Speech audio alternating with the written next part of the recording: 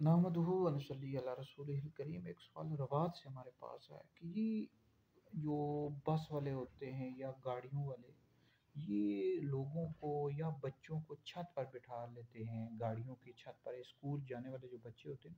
اب اس صورت میں اگر کوئی بچہ چھت سے گر کر فوت ہو جائے تو اب اس صورت میں کون قصوروار ہوگا اور آخرت میں دنیا میں کس کی پکڑ ہوگی؟ تو اس حوالے سے ترمذی شریف کی حدیث ہے، نبی پاک علیہ السلام نے فرمایا کہ مومن کو لائق ہی نہیں ہے کہ وہ اپنے آپ کو ذلت پر پیش کرے۔ صحابہ کرام رضوان نے عرض کی یا رسول اللہ، مومن اپنے آپ کو کیسے ذلت پر پیش کر سکتا ہے؟ تو حضور علیہ السلام نے فرمایا کہ مومن اپنے آپ کو ایسی آزمائش پر پیش کرے جس کو برداشت نہ کر سکے۔ تو یہ جو گاڑیوں والے ہوتے ہیں کرائے کے چکر میں یہ بچوں کو یا لوگوں کو چھت پر بٹھا لیتے ہیں، حالانکہ یہ قانونی طور پر بھی جرم ہے۔ اب اگر بچے اب کوئی بڑا بندہ بھی حادثہ پیش آ سکتا ہے، چھت سے گر گیا، تو اب اس صورت میں پکڑا کون جائے گا؟ ڈرائیور ہی پکڑا جائے گا نا، قانونی طور پر بھی جرم ہے، آپ لوگوں کو چھت پر نہیں بٹھا سکتے۔ تو اس حوالے سے آخرت میں بھی پکڑ ہے۔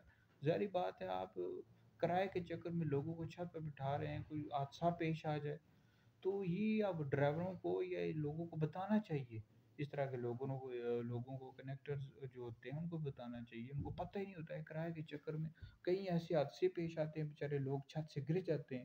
اب ظاہری بات ہے، چھت سے کوئی بچہ ہو یا بڑا بندہ ہو، وہ چڑھا اور گر گیا، اور پھر بعض کا چلان بھی ہوتے ہیں۔ تو یہ حکومت سے بھی میری درخواست ہے، التجا ہے کہ اس حوالے سے باقاعدہ آپ لوگ قانون بنائیں کہ یہ جو چھت پر لوگوں کو بٹھاتے ہیں، بچوں کو بٹھاتے ہیں، لوگ گر جاتے ہیں، تو پھر ایسے جو ڈرائیورز ہوتے ہیں، کنڈکٹرز ہوتے ہیں، ان کی پکڑ بھی ہونی چاہیے۔ تو یہ حادثے پیش آ جاتے ہیں، بھائی گاڑی کے اندر آپ لوگوں کو بٹھائیں، ہرگز بھی چھت پر نہ بٹھائیں۔ تو اس حوالے سے اگر کوئی حادثہ پیش آ گیا تو پھر پکڑ آپ کی دنیا میں بھی ہوگی اور آخرت میں بھی ہوگی۔ تو لہٰذا یہ ویڈیو سن کر لوگوں تک پہنچائیں، یہ آپ لوگوں کے لیے بہت بڑا صدقہ جاریہ ہے۔